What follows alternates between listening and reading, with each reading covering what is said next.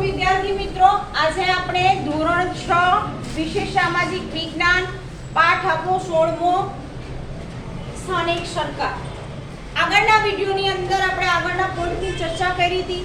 આજના વિડિયોની અંદર આપણે સામાજિક ન્યાય સમિતિ, શહેરી પ્રશાસન, નગરપાલિકા, એની રચના, એના વહીવટ, એના કાર્યો, બરાબર, એ કઈ રીતે થાય છે. પછી છે મહાનગરપાલિકા, એની રચના, એનો વહીવટ કઈ રીતે ચાલે છે, પછી એના કાર્યો કયા કયા છે, એ બધા જ પોઈન્ટની ચર્ચા આજના વિડિયોની અંદર કરીશું.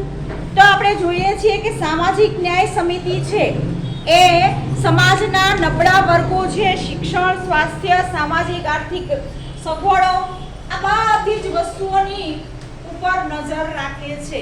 ભાઈ આ બધી જ વસ્તુઓ, યોજનાઓ જે છે, બરાબર, સરકારશ્રી દ્વારા જે પણ આપને એમ કહેવાય કે નબળા વર્ગને જે પણ સહાય મળી રહે છે, ભાઈ પ્રોપર જગ્યાએ મળે છે કે નહીં, આ બધું ધ્યાન કોણ રાખે છે? ભાઈ સામાજિક ન્યાય સમિતિ. બરાબર, સામાજિક ન્યાય સમિતિ ગ્રામ પંચાયત, તાલુકા પંચાયત, જિલ્લા પંચાયત કક્ષાએ આ સમિતિ 5 સભ્યોની બનેલી હોય છે. પંચાયતી રાજમાં ત્રણેય સ્તરોએ સામાજિક ન્યાય સમિતિની રચના કરવી ફરજિયાત હોય છે. એ તાલુકા લેવલ હોય, જિલ્લા લેવલ હોય, બધી જ જગ્યાએ ભાઈ ન્યાય સમિતિ ફરજિયાત છે. બરાબર, સામાજિક ન્યાય સમિતિ 5 સભ્યોની. ભાઈ સામાજિક ન્યાય સમિતિમાં કેટલા સભ્યો હોય એવું પૂછાય તો પણ આપણે યાદ રહેવું જોઈએ, ભાઈ 5 સભ્યોની સમિતિ હોય. બરાબર, એ સમિતિ બનાવવી ફરજિયાત શબ્દ અહીંયા વાપરો, ભાઈ એ કરવી જરૂરી છે. નકર પ્રોપર જે વસ્તુ જેને મળવી જોઈએ એને મળશે નહીં. તમે સર્ચમાં જો એટલે ખબર પડશે કે ભાઈ સરકાર શ્રી દ્વારા નબળા વર્ગને કેટલી સહાય આપવામાં આવે છે. આ બધી જ માહિતી, એ બધી યોજનાઓ આપને ખ્યાલ આવશે. ખેડૂતો માટે અલગ યોજના છે, દીકરીઓને ભણાવવા માટેની અલગ યોજના છે, અલગ અલગ શિષ્યવૃત્તિ આપવામાં આવે છે.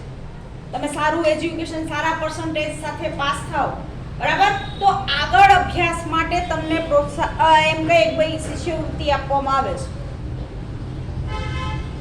આ જેટલી બધી વસ્તુઓ છે એનો લાભ મળે છે કે નહીં, ક્યારે આપવું, કોને આપવું, એ બધું જ એમ કહેવાય નિયમ અનુસાર થાય છે કે નહીં, એ બધું કામ એમ કહેવાય કે સામાજિક ન્યાય સમિતિ પણ જોવે છે. બરાબર, કે નબળા વર્ગોને ન્યાય આપવાનું કામ. હવે આપને ખબર જ છે કે જે લોકો ગરીબ છે, જે લોકો આ વસ્તુ કરી નથી શકતા, એવા લોકોને સહાય મળે તો ભાઈ લેખે લાગે. બરાબર, આપણે જોઈએ છીએ ઘણા શું કરે છે, પોતાની પાસે પૈસા છે છતાં પણ ભાઈ સરકારમાંથી આવા બધા લાભો લે છે. જેને એમ કહેવાય કે કરોડોની પ્રોપર્ટી હશે એ પણ લાભ લે છે, તો એ યોગ્ય છે નથી. બરાબર, આવું જે પણ કરતા હોય ભાઈ એ યોગ્ય નથી. ભાઈ તમારે પૈસાની જરૂર નથી તો શું કામ ભાઈ આવી સહાયનો લાભ લો છો? એના કરતાં કોક એને જેને જરૂરિયાતમંદ છે એને એ વસ્તુ આપીશું તો ભાઈ યોગ્ય ગણાશે ને. પછી છે શહેરી પ્રશાસન. આપણા દેશના 1 લાખથી તેથી વધુ વસ્તી ધરાવતા શહેરોમાં નગરપાલિકા તથા 5 લાખથી તેથી વધુ વસ્તી ધરાવતા શહેરોમાં મહાનગરપાલિકા એ સ્થાનિક સ્વરાજ્યની સંસ્થાઓ છે. વસ્તીના આધારે આ વિસ્તારો નક્કી કરવામાં આવે છે, જેમાં સામાન્ય રીતે દર 5 વર્ષે ચૂંટણીઓ કરવામાં આવે છે. શહેરના મતાધિકાર ધરાવતા તમામ મતદારો ચૂંટણીમાં ભાગ લઈ શકે છે. હવે શહેરી પ્રશાસનની અંદર કઈ રીતે આપણે જોઈએ છીએ કે ભાઈ 1 લાખથી વધુ વસ્તી ધરાવતા શહેરોમાં નગરપાલિકા તથા 5 લાખ કે તેથી વધુ વસ્તી ધરાવતા શહેરોમાં મહાનગરપાલિકા હોય છે. તો અમદાવાદ આપણો નગરપાલિકા છે કે મહાનગરપાલિકા? બોલજી, તને અમદાવાદ શહેરમાં નગરપાલિકા કામ કરે છે કે હા, તો કેટલી વસ્તી હશે? બરાબર, 5 લાખથી વધુ વસ્તી હોય તો ભાઈ મહાનગરપાલિકા બને છે. બરાબર, તમે વિચાર કરો, અમદાવાદની વસ્તી 5 લાખથી વધી ગઈ. અત્યારે 2021 ની વસ્તી ગણતરી કરી હોત તો એનાથી કદાચ ડબલ તો થઈ જ ગઈ હશે. 7, 8, 9 લાખ જેટલે 9 લાખની આજુબાજુ હશે જ. શહેરના મતાધિકાર ધરાવતા તમામ મતદારો ચૂંટણીમાં ભાગ લઈ શકે છે. હવે ચૂંટણીમાં કોણ ભાગ લઈ શકે? તો જે 18 વર્ષથી ઉપર 18 વર્ષથી ઉપરના જેટલા લોકો છે, જેની પાસે ઇલેક્શન કાર્ડ છે, બરાબર, ચૂંટણી કાર્ડ છે, એ બધા જ લોકો ભાગ લઈ શકે છે. એમાં તમે ભાગ લઈ શકતા નથી. શું કામ? કે ભાઈ તમારી ઉંમર 18 વર્ષની થઈ નથી. તમે બધા શેમાં આવો છો? ભાઈ બાળકોમાં. ખ્યાલ આવ્યો? જ્યારે તમને 18 વર્ષ પૂરા થશે તો ઓન ધ સ્પોટ આપણે ભાઈ ઇલેક્શન કાર્ડ તમને ફોર્મ ભરશો તો ભાઈ મળી જશે અને તમે પણ ભાઈ ઇલેક્શનની અંદર ભાઈ ભાગ લઈ શકશો, મત આપી શકશો. બીજું છે નગરપાલિકા. સામાન્ય રીતે 25,000 થી વધુ વસ્તીવાળા શહેરોમાં નગરપાલિકા હોય છે. નગરપાલિકાના સભ્યો સંખ્યા ઓછામાં ઓછી 28 હોય છે. કોઈ પણ નગરપાલિકાની અંદર ભાઈ ઓછામાં ઓછા 28 સભ્યો કામ કરતા હોય, બરાબર. એનાથી વધી શકે છે પણ ઓછા હોતા નથી. આ વસ્તુ યાદ રાખશો. ભાઈ નગરપાલિકાની રચના કેમ કરવામાં આવે છે? નગરપાલિકા કેમ બનાવવામાં આવે છે?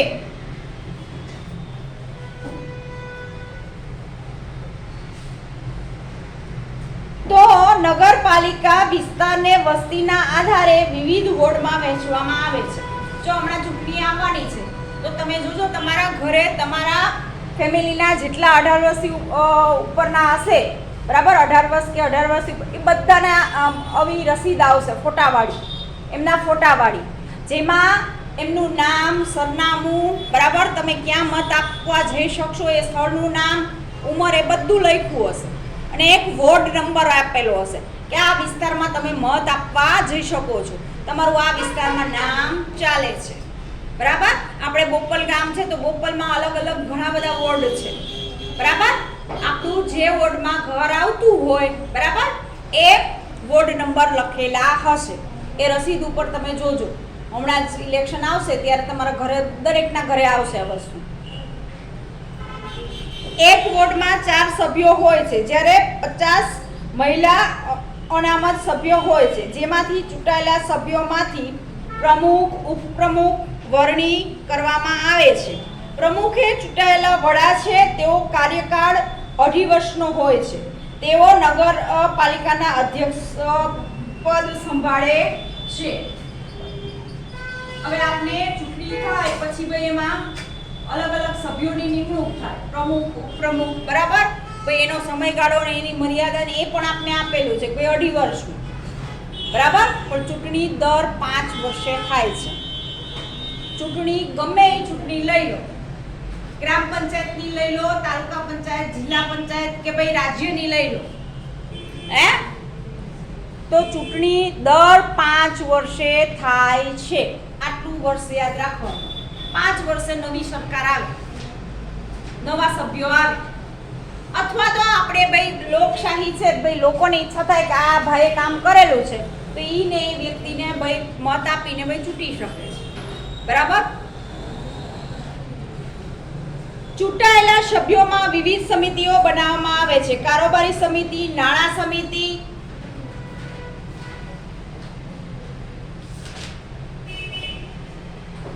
આરોગ્ય સફાઈ સમિતિ, બાંધકામ સમિતિ, ઉપરાંત જરૂર મુજબની સમિતિની રચના નગરપાલિકા વહીવટ ચીફ ઓફિસર ગણાય છે. નિમણૂક રાજ્ય સરકાર કરે છે. હવે તમે જોઈ શકો છો કે ભાઈ કઈ કઈ સમિતિ. હવે બાંધકામ સમિતિ શું ધ્યાન રાખશે? કોણ કહેશે? કોઈ બાંધકામ સમિતિ હોય એ કઈ વસ્તુનું ધ્યાન રાખશે? આપણે ઈચ્છા મુજબ ગમે ત્યાં બાંધકામ કરી શકીએ છીએ?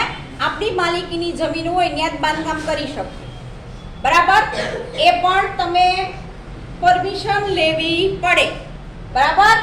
કોઈ પણ આપણી જમીન હોય, એ જમીન ઉપર કે આપણે ઘર તોડીને નવું બનાવવું છે તો એની પરમિશન લેવી પડે. નગરપાલિકામાં આવતો નગરપાલિકામાં, બરાબર. જિલ્લામાં આવતા જિલ્લામાં પરમિશન લેવી પડે કે આટલા સ્ક્વેર ફૂટનું મારે બાંધકામ કરવું છે, એ પાસ કરાવો પછી તમે બાંધકામ કરી શકો. એ બાંધકામ સમિતિ જોવે. બરાબર. શિક્ષણ સમિતિ હોય તો એ શું જોવે? પોતાના જિલ્લાની અંદર ભાઈ બધી શાળાઓ, એમાં પછી અલગ અલગ ભાગ પડે. સરકારી શાળાઓ, પ્રાઇવેટ શાળાઓ, બરાબર, એવા બે ભાગ પડે. એ બેમાં પેરેલલ સરખો અભ્યાસક્રમ ચાલે છે કે નહીં, વિદ્યાર્થીઓને સરખું મળે છે કે નહીં, એ બધું જ જોવાનું કામ શિક્ષણ સમિતિ કરે છે. જે અત્યારે આપણે જોઈએ છીએ કોઈ ડિસિઝન બદલાતું રહેતું કે છોકરાઓને બોલાવા ના બોલાવા, બોલાવા ના બોલાવા, તો એ ડિસિઝન કોણ લે છે? ભાઈ શિક્ષણ સમિતિ. શિક્ષણ સમિતિના જે પણ મંત્રી હોય એ વિચારે કે ભાઈ અત્યારે જે પરિસ્થિતિ છે એને અનુકૂળ ભાઈ રહીને શું કામ કે વાલીનું પણ વિચારવાનું હોય, સ્કૂલનું પણ વિચારવાનું હોય, શિક્ષકોથી માંડી બધાનું વિચારવાનું કે કોઈને નુકસાન ન જાય. ખાસ કરીને શિક્ષણ સમિતિ વાળા હોય ભાઈ સૌથી પહેલા કોનું વિચારે? કોણ કહેશે મને? બાળકોના શિક્ષણ વિશે. બરાબર. બાળકોનું વિચારશે. બીજા બધા એના માટે ભાઈ પછી આવશે. તમે બધા પહેલા છો એના માટે. ભાઈ આ બાળકોને ભાઈ સલામત રાખવા, વ્યવસ્થિત રાખવા, એ બધું જ ઈ વિચારશે. અને ઘરે બેઠા બેઠા આપણે શિક્ષણ કરી શકીએ છીએ. જોયું તમે, બરાબર ને? વર્તમાનમાં એ પણ આપણે અનુભવ કર્યો છેલ્લા 1.5-2 વર્ષમાં. પછી છે નગરપાલિકાના કાર્યો કયા કયા છે? બોલો જી બકા, એ કયા કયા કામ કરે છે? નગરપાલિકા દ્વારા નગરજનોની સુવિધા માટે નીચે મુજબ કાર્યો હાથ ધરવામાં આવે છે. પાણી પુરવઠાની વ્યવસ્થા, રસ્તા, ગંદા પાણીનો નિકાલ ની વ્યવસ્થા, સફાઈની વ્યવસ્થા, જન્મ, મરણ અને લગ્નની નોંધણીની કામગીરી, નગર નિયોજન અને શિક્ષણની વ્યવસ્થા, અગ્નિશમન અપઘાત પદાર્થોના વેચાણ સામે કાર્યવાહી, બગીચા, પુસ્તકાલયો વગેરે સુવિધાઓ આપવાનું, સાંસ્કૃતિક ભવનો કે શાસ્ત્રોનું નિર્માણ અને સાર સંભાળ. હવે પાણી પુરવઠા વ્યવસ્થા છે એ શું ધ્યાન રાખશે? ભાઈ એ કામ શું છે? પણ પોતાના વિસ્તારની અંદર બધા લોકોને સમયસર પાણી મળી રહે છે કે નહીં? બરાબર. ના મળતું હોય ભાઈ આપણે કમ્પ્લેન કરી શકીએ છીએ.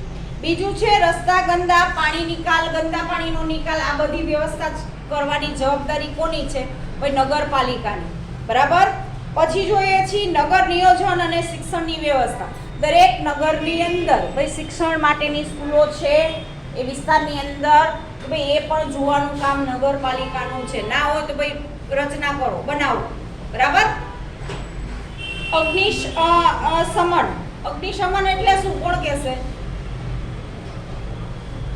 હું બોલ કરું પણ આપણે શબ્દનો અર્થ ના ખબર હોય. અગ્નિશમન.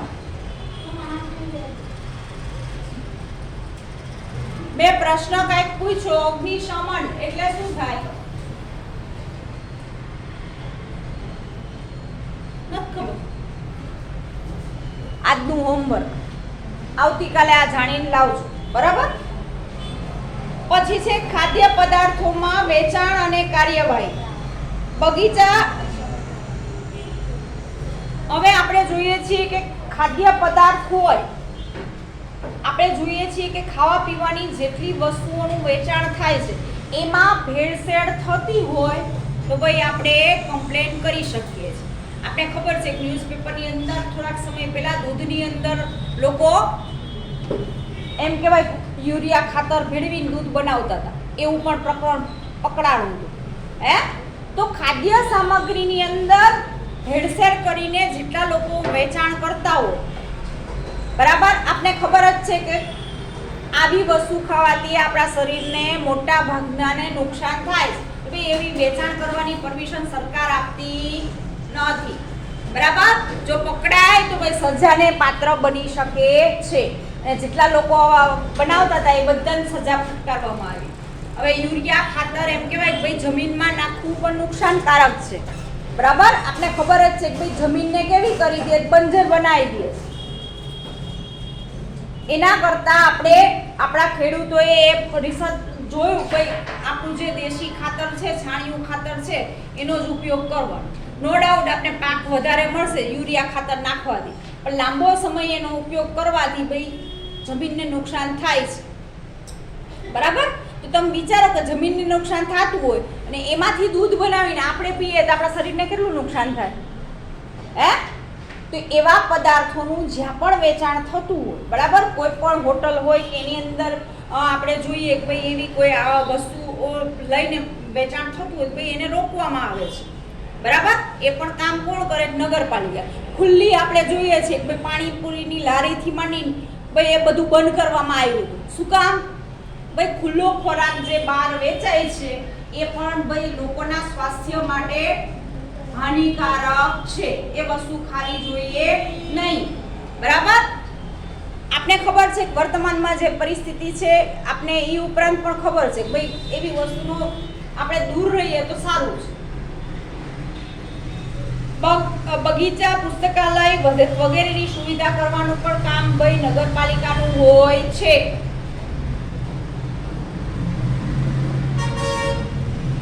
સાંસ્કૃતિક ભવનો અને સભાગૃહનું નિર્માણ, સાત સંભાળ પણ કરવાની હોય છે નગરપાલિકાએ. ભાઈ કોઈ પણ સાંસ્કૃતિક કામ કરવું છે ભાઈ એના માટેના આપણી પાસે અવેલેબલ રૂમ હોવા જોઈએ. બરાબર, વ્યવસ્થા હોવી જોઈએ કે ત્યાં ઘણા બધા લોકોને આપણે એક સાથે ભેગા કરી શકીએ. બરાબર, સાંસ્કૃતિક કાર્યક્રમ કરવો હોય, સભા ભરવી હોય તો એટલા માટે જગ્યા જોઈએ. જગ્યા વગર આપણે કોઈને ભાઈ એક સાથે ભેગા કરી શકતા નથી.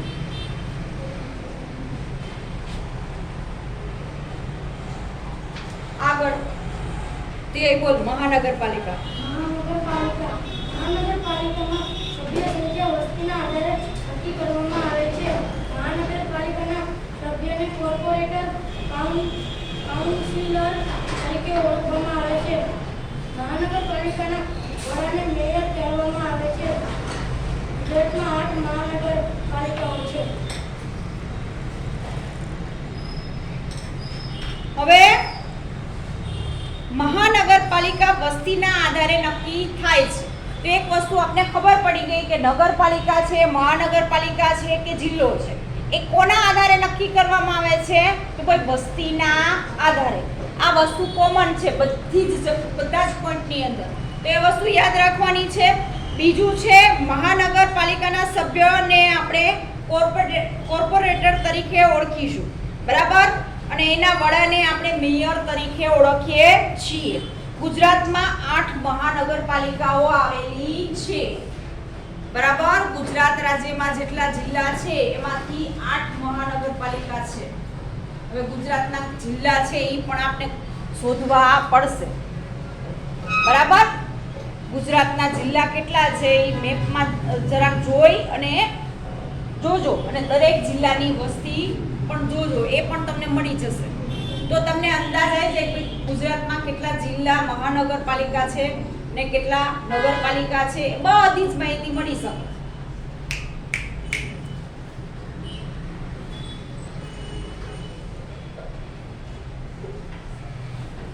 મહાનગરપાલિકા વિવિધ વોર્ડમાં વહેંચાયેલી હોય છે. 75,000ની વસ્તીએ એક વોર્ડ બનાવવામાં આવે છે. 4 સભ્યો હોય છે, તેમાં 50% મહિલા ઉમેદવાર હોય છે. બરાબર, મતાધિકાર ધરાવતા તમામ મતદારો ચૂંટણીમાં મતદાન કરી શકે છે. પોતાના વિસ્તારના કોર્પોરેટરને ચૂંટે છે. વિવિધ વોર્ડમાંથી ચૂંટાયેલા સભ્યો બહુમતીથી પોતાનામાંથી મેયર ચૂંટણી કાઢે છે. મેયર પોતાનો હોદ્દા પરથી 2.5 વર્ષ માટે રહે છે. મેયરનો સમયગાળો શું છે? કોઈ 2.5 વર્ષનો. 2.5 વર્ષ જેવા પૂરા થાય કે મેયર ચેન્જ થાય. બરાબર, ભાઈ એની ડ્યુટી ક્યાં સુધી? ભાઈ 2.5 વર્ષ સુધી. 2.5 વર્ષથી વધારે જશે તો ભાઈ પ્રોબ્લેમ ઊભા થાય. ભાઈ 2.5 વર્ષથી ઉપર જવાના જ નહીં. બરાબર, ટાઈમ લિમિટ છે. આપણે જેમ નોકરીની અંદર કેમ 58 વર્ષ નક્કી કરેલા છે, કોઈ પણ નોકરીની અંદર ભાઈ તમે કેટલા વર્ષ નોકરી કરી શકો? ભાઈ 58 વર્ષ. જેવા તમારા 58 વર્ષ થાય એટલે ભાઈ તમારી નિવૃત્તિ મળી જાય. બરાબર?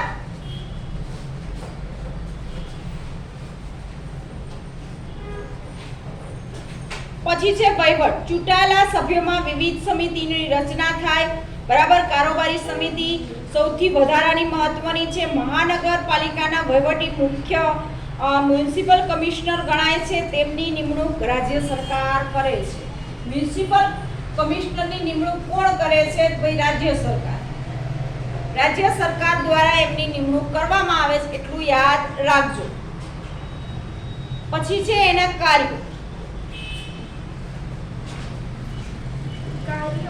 શહેરી વિસ્તારમાં વસ્તી વધારે હોય છે, આથી નાગરિકોની સુખાકારી અને શહેરના વિકાસ માટે વધુ જવાબદારીપૂર્વક કામગીરી કરવાની હોય છે. જાહેર સ્વચ્છતા અને આરોગ્યની જાળવણી, પીવાના ચોખ્ખા પાણીની વ્યવસ્થા અને વિતરણ, ગટર વ્યવસ્થા, સાફ સફાઈ અને ગંદા કચરાનો નિકાલ, રસ્તા બનાવવા અને જાળવણી કરવી, રસ્તા પર લાઇટની વ્યવસ્થા કરવી, પ્રાથમિક શિક્ષણની વ્યવસ્થા, પુસ્તકાલય, ક્રીડાગણો અને બાગ બગીચા બનાવવા, ખાદ્ય સામગ્રીમાં થતી ભેળસેળ અટકાવવી, જન્મ, મરણ અને લગ્નની નોંધણી કરવી.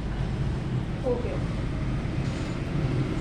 દરેકની કામગીરી જોશો તો બધી સરખી જ આપને જોવા મળશે. બરાબર? જિલ્લા પંચાયત, તાલુકા પંચાયત, નગરપાલિકા, મહાનગરપાલિકા થોડો જ તફાવત હશે. બરાબર? માઇનોર, પણ બધાના કામ ભાઈ એક સરખા જ આપને જોવા મળે છે. તો કોઈ પણ કાર્ય પૂછે તો ભાઈ એની અંદર એ જ વસ્તુ લખી કાઢજો.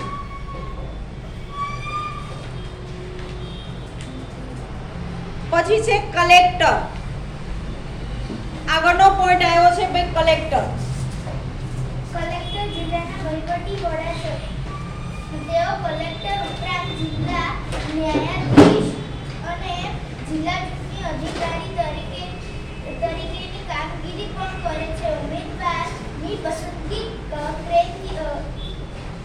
કેન્દ્રીય જાહેર સેવા આરોગ્ય દ્વારા બઢતીથી થાય છે, તેમજ રાજ્ય સરકાર નિમણૂક આપે છે.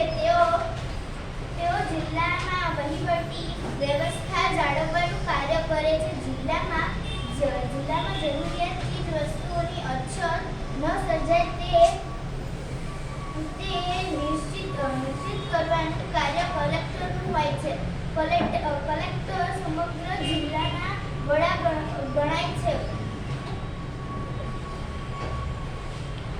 પંચાયતી રાજમાં જિલ્લા કલેક્ટરની ભૂમિકા મહત્વની હોય છે.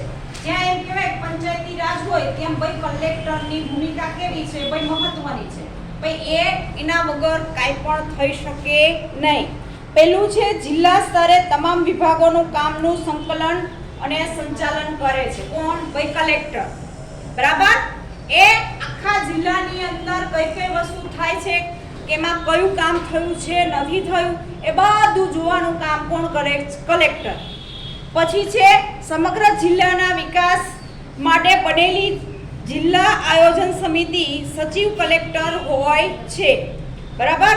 ગ્રામ પંચાયતની સભ્ય સંખ્યા નક્કી કરે છે. ગ્રામ પંચાયતના અનામત બેઠકો ફાળવવાનું એ પણ નક્કી કરે છે. અનુસૂચિત જાતિ, અનુસૂચિત જનજાતિ, સામાજિક અને શૈક્ષણિક રીતે પછાત વર્ગ લોકો તથા મહિલાઓ માટે સરપંચનો હોદ્દો અનામત રાખવાનો નિર્ણય પણ કરે છે. કોણ? ભાઈ પંચાયતી રાજની અંદર ભાઈ આ બધી જ વસ્તુઓ એમ કે જોવામાં આવે છે.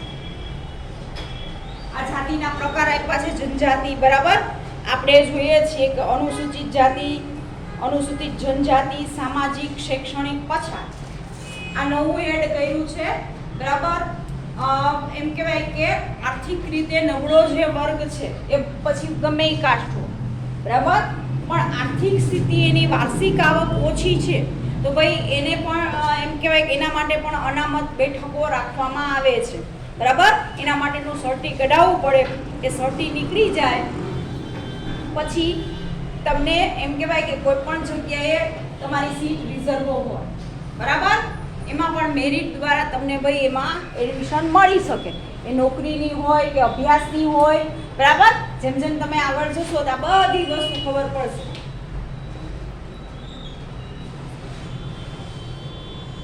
પછી છે મામલતદાર.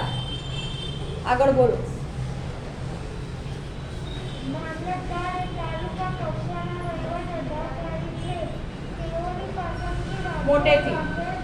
સેવા અયોગ ગુજરાતમાં જીપીએસસી દ્વારા લેવાતી પરીક્ષા દ્વારા અને બઢતીથી થાય છે. મામલતદાર સરેરાશ 50 કે તેથી વધુ ગામોના સમૂહના બનેલા તાલુકા મહેસૂલી વડાને તાલુકા ન્યાયાધીશ તરીકે કાયદા વ્યવસ્થાની સ્થિતિ માટે કલેક્ટરને સીધી રીતે જવાબદાર છે. સ્થાનિક સ્વરાજ્યની ચૂંટણીઓ માટે મતદાર યાદી તૈયાર કરાવી, ચૂંટણીઓ યોજવી, વિવિધ પ્રકારના દાખલા અને પ્રમાણપત્રો આપવા, મધ્યાહન ભોજન યોજનાનું સંચાલન તથા નિયંત્રણનું કાર્ય, કુદરતી આપત્તિઓ સમયે રાહત બચાવની કામગીરી વગેરે કાર્યો કરે છે.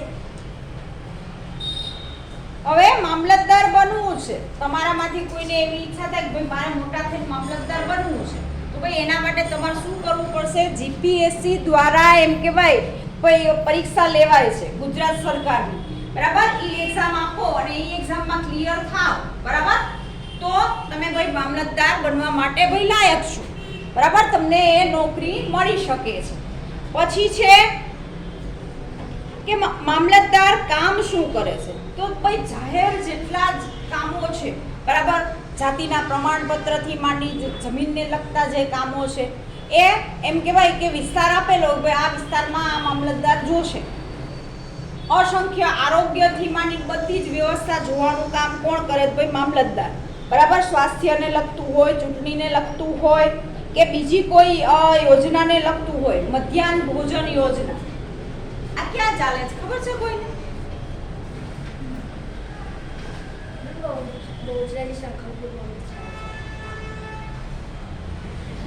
સરકારી સ્કૂલની અંદર મધ્યાહન ભોજન યોજના ચાલે છે.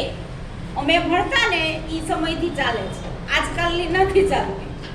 આ યોજનામાં શું છે કે સ્કૂલે જે આવે છે બાળકો, બરાબર, મોટા ભાગની જે સરકારી સ્કૂલો છે એનો ટાઈમ આપણી સ્કૂલ જેવો જ છે, બપોરનો ટાઈમ, બરાબર.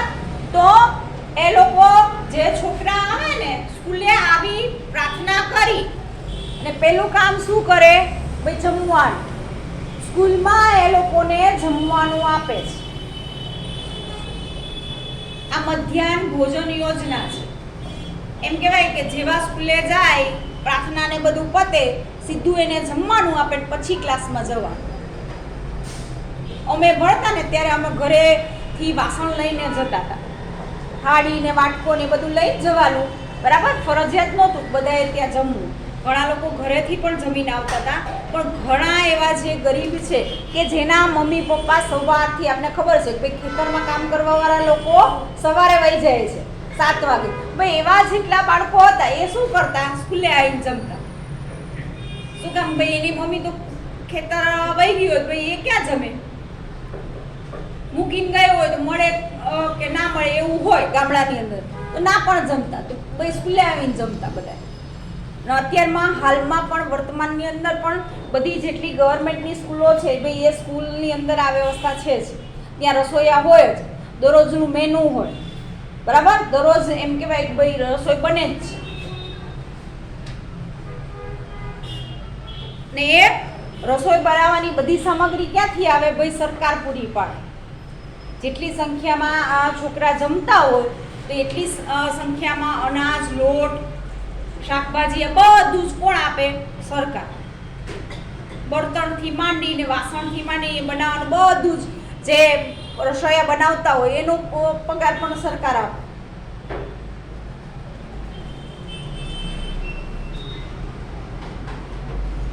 પછી છે કુદરતી આપત્તિ સમયે રાહત બચાવની કામગીરી પણ ભાઈ મામલતદારે જોવી પડે છે. બરાબર, આપત્તિના સમયે ભાઈ પોતાના વિસ્તારની અંદર દરેક વ્યક્તિને બધી વસ્તુની મળી રહી છે કે નહીં, રાહત દરે જે વસ્તુ પહોંચાડાય છે ભાઈ એ પહોંચી છે કે નહીં એ જોવાનું કામ પણ ભાઈ મામલતદારનું છે. અને આપણે ના પહોંચી ભાઈ આપણે ફટ દઈને કમ્પ્લેન કરી શકીએ છીએ. અત્યારે બધું ઓનલાઈન થઈ ગયું છે. હે, ગ્રામ પંચાયતમાં જવાની જરૂર નથી. ઓનલાઈન તમે મેલ કરો તો ભાઈ તમારા મેલનો જવાબ આપવો જ પડે. બરાબર, ને મોટા ભાગનું કામ કેવું થઈ ગયું છે? ઓનલાઈન. એટલે ક્યાંય પણ કરપ્શન થતું નથી, કરપ્શન ઘટી ગયું. હે, આપણે ફોનનું બિલ ભરવું તો પપ્પા ઘરે બેઠા બેઠા પોતાના ખાતામાંથી નાખી દેશે. મકાન વેરો ભરવો તો બેંકના ખાતામાંથી સીધો ગવર્મેન્ટના ખાતામાં જાય છે. વચ્ચે કોઈ લેવા વાળું છે નહીં. હે, ઓનલાઈન વસ્તુ કઈ રીત ભાઈ એનો આ મોટો ફાયદો મળ્યો છે. ઓલું તો કેસ ભરવા જતા લાઈનમાં ઊભા રહેતા. હે, લાઇટ બિલ હજી આપણે જોઈએ છીએ ઘણાને નથી આવડતું એ લોકો માટે ખુલ્લું રાખ્યું છે, એવું નથી બંધ કરી દીધું છે. પણ જે લોકોના ઘરમાં આવડે છે ઓનલાઈન ભરવાનું, બરાબર, તો એ લોકો ઓનલાઈન જ ભરી દે છે. લાઇટનું બિલ છે, ફોનનું બિલ છે, બધા બિલ ઓનલાઈન ભરાય છે. એટલે કે ભાઈ ટાઈમ સમય બધું ઘટી ગયું. જે કરપ્શન થતું હતું એ વસ્તુને આપણે સ્ટોપ કરી શક્યા છીએ અમુક અંશ સુધી. બરાબર, હજી પણ ઘણી જગ્યાએ થાય છે, એવું નથી કરપ્શન નથી થતું. પછી છે આગળનો ટોપિક લોક અદાલત. ગરીબ અને સામાજિક રીતે પછાત વર્ગના લોકો કુદરતી આપત્તિનો ભોગ બનનાર વ્યક્તિ, ઓછી આવક ધરાવનાર વ્યક્તિ કોઈ પણ કારણોથી ન્યાય મેળવવા વંચિત ન રહે તે માટે લોક અદાલતો સ્થાપવામાં આવે છે. બંને પક્ષો સંમત હોય તેમને લોક અદાલતમાં બોલાવવામાં આવે છે. લોક અદાલત એ તકરાર નિવારણનો શ્રેષ્ઠ વિકલ્પ છે. કોઈની ન હાર, કોઈની ન જીત એ રીતે લાંબા સમયથી મુદ્દતો પડતી હોય એવા કેસોનો નિકાલ થાય છે.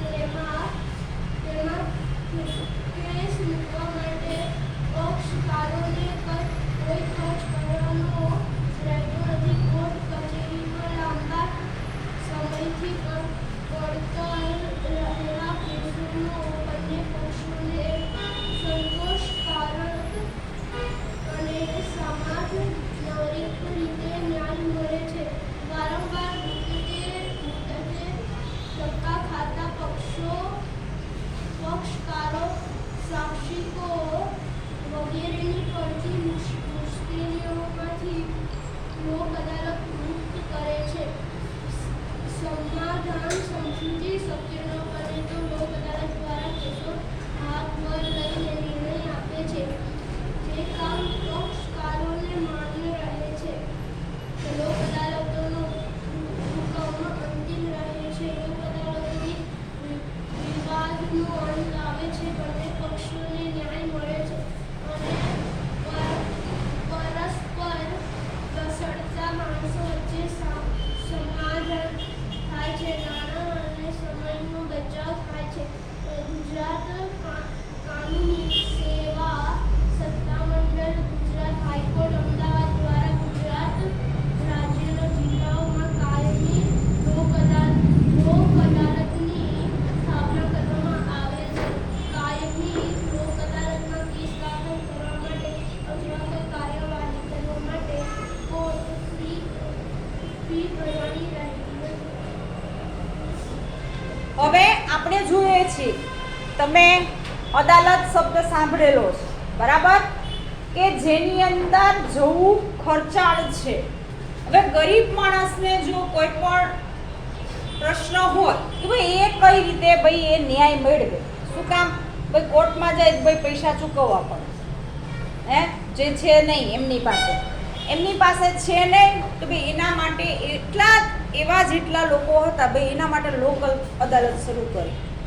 ભાઈ એવા પ્રશ્નો હોય, સામાન્ય આપણે મોટા ભાગના પ્રશ્નો કેવા જોઈએ છે ભાઈ, નાની અમથી વસ્તુમાં પણ મોટો ઝઘડો થઈ જાય, જમીન મકાનનો હોય, બરાબર, ભાઈ વચ્ચે કે ભાઈ બહેન વચ્ચે, અથવા તો ભાઈ કાકા અને દાદા વચ્ચે, ભાઈ આવા પ્રશ્નો થતા હોય છે આપણા સમાજની અંદર. તો એવા જેટલા પ્રશ્નો છે એને સોલ્વ કરવા માટે બે પક્ષે સમજાવવામાં આવે, બરાબર, કે ભાઈ આ કરો છો, ભાઈ આમાં આટલું વસ્તુ સાચી છે, બે પક્ષને સમજાવવામાં આવે, બરાબર. કોઈ પણ બે પક્ષ હોય, જે સમસ્યા હોય, દાખલા તરીકે મકાનની સમસ્યા હોય, ભાઈ 25 લાખનું મકાન હોય, એની વર્તમાન કિંમત 25 લાખ થતી હોય અને ભાગ પાડવાવાળા ભાઈ 3 હોય, ભાઈ સરખા ભાગ પડે, 25 ના 3 સરખા ભાગે મળે. એક એમ કે મેં વધારે લઉં, બીજું એમ કે હું વધારે લઉં, તો એ વસ્તુ શક્ય બનતી નથી, બરાબર.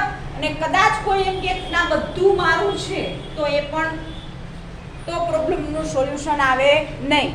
એવા સમયે એમ કહેવાય ભાઈ લોક અદાલતમાં એક ફી ભરીને ભાઈ કેસ પોતાનો દાખલ કરી શકે.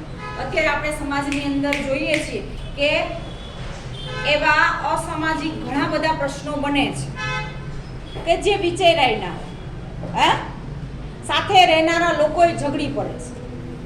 હવે એ પ્રશ્ન સોલ્વ કરવા માટે કોર્ટમાં જાય, કાર્યવાહી થાય, પણ લોક અદાલતની અંદર ભાઈ સરળતાથી સ્પષ્ટ જલ્દી આપણે ન્યાય મેળવવો છે, ભાઈ ત્યાં આ વસ્તુનું સોલ્યુશન આવે છે. સમાજની અંદર અસંખ્ય એવા પ્રશ્નો બને છે.